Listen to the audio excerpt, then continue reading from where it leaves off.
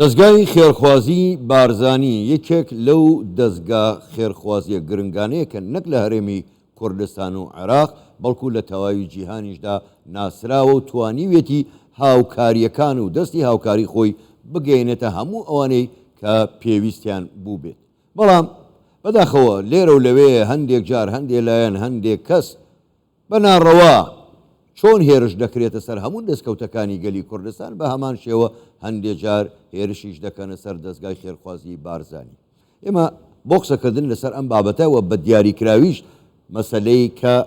نەوت دابشکردنی نەوت کە ئەو کوڕاگەیەندرا بوو چەند بڕە نەوتێکیان ئامادە کردو بۆ ئەوەی دابەشی بکەن بەسەر خەڵکی هەژاردا. بەڕێز موسا ئەحمەد سەرۆکی دەستگای خێرخوازی بارزانی ڕاستەوخۆ لە ژووری هەواڵ لە لامان میوانە کاک موسا زۆر بەخێر بێن گەلێک سوپاس بۆ بەشداریکردنیشتان لەگەڵمان لەم گەشتەی ژووری هەواڵ. زۆر باشە لە نەوتەکەەوە دەست پێکەن. هەندێک کەس و لایەن دەڵێن ئەو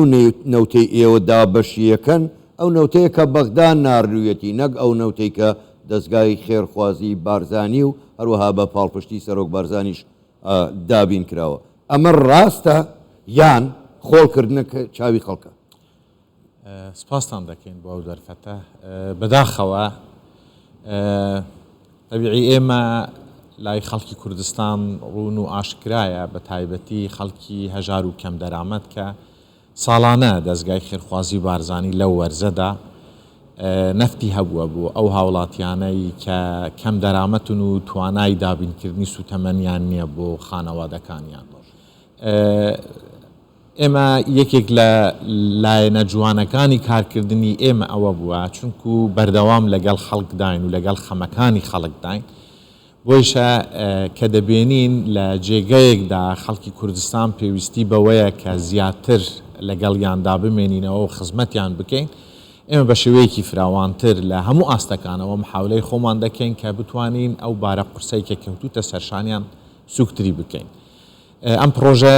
وەکو ئاماژەم پێدا کە بیرۆکەیەکە ساڵانە ئێمە دەیکەن، بەڵام ئەم ساڵە ویستمان فراوانتری بکەین. بەس پاسێکی زۆرە وەکو جەنابشت ئاماژەت پێدا جەنابی سەرۆک بارزانی بڕی 1 ملیارد و 601 ملیۆنی تەرخان کرد بۆ ئەم پرۆژەی دەستگای خێرخوازی بارزانی. لەگەڵ ئەوەشدا بەو پێی کە ئێمە کۆنتاکتێکی زۆر باش و بەرفراوانمان هەیە لەگەڵ کۆمپانیا و خێرومەندانی کوردستان، هەمیشە ئاماژەمان بەوە داوە کە بەڕاستی هەمیشە وەکو چایەک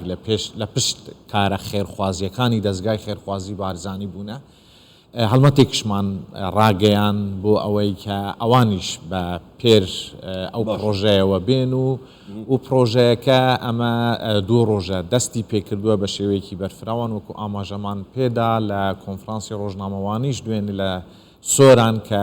بڕی 2 ملیۆن لیتر نەفتە تەبیعی پرۆژەکە بەکراوەی مایتەوە کە ئێمە لە هەوڵدانداین بۆی ئیمکانیاتی زیاتر بەدەست بین و نەفتی زیاتر دابین. بوورە ئەم نەوتە نەوتی دەستگای خێرخوازی بارزانیە بەڵێ بە تەئکید ئەوەت هەندەر کراوە لەگەڵ کۆمەڵێک لە کۆمپانیاکان لە پارێزگای سلێمانی، لە پارێزگای هەولێر، لە پارێزگای دهۆک بۆی هاوکارمان بن لە دابینکردنی ئەو نەفتە و ڕۆژانە ئێمە تیمەکانمان ئەو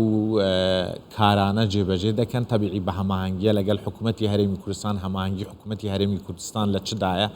بە ئەوە ڕوون بکەمەوە لە دەست نیشانکردنی خەڵکەکەیە ئەو خەڵکەی کە پێویستن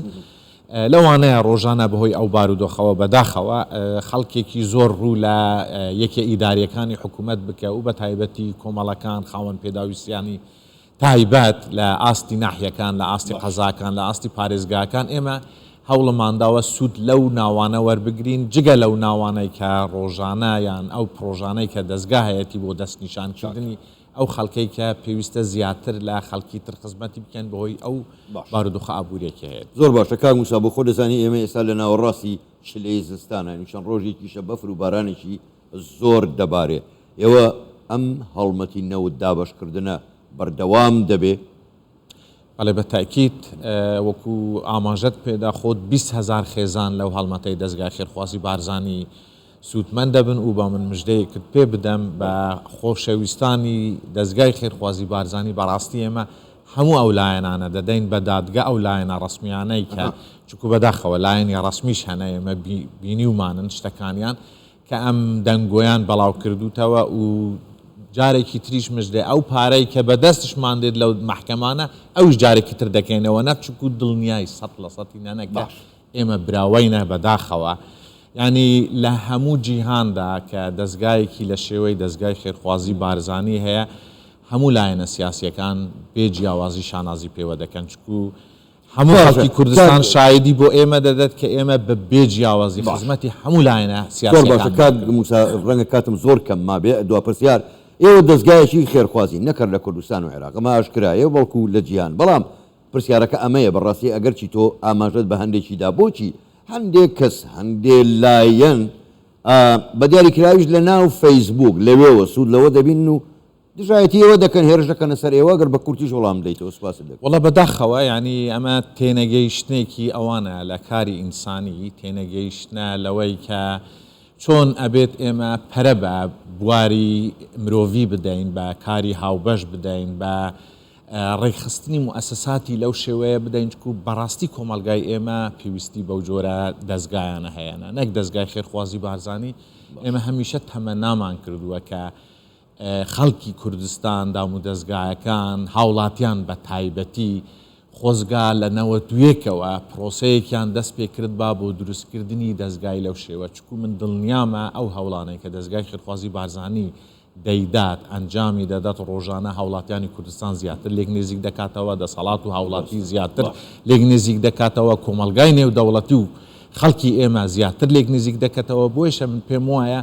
وێڕای هەموو ئیشەکان ینی ئەو گرژیە سیاسیەی کە هەیە ئەو دەمارگرژیە سیاسیەی کە هەیە بەرامبەر بە ناوەکان بەرامبەر بە ڕەنگەکان بەرامبەر بە ناوچەکان ئەبێ خەڵکی ئێمە ئەوانەی کە تێگەیشتونە لە بواری سیاسیدا پاڵپشتی ئەو جۆرە دەستگانە بکەن چکو کۆمەلگای ئێمە پێویستی بەو جۆرە موسساتانە هەیە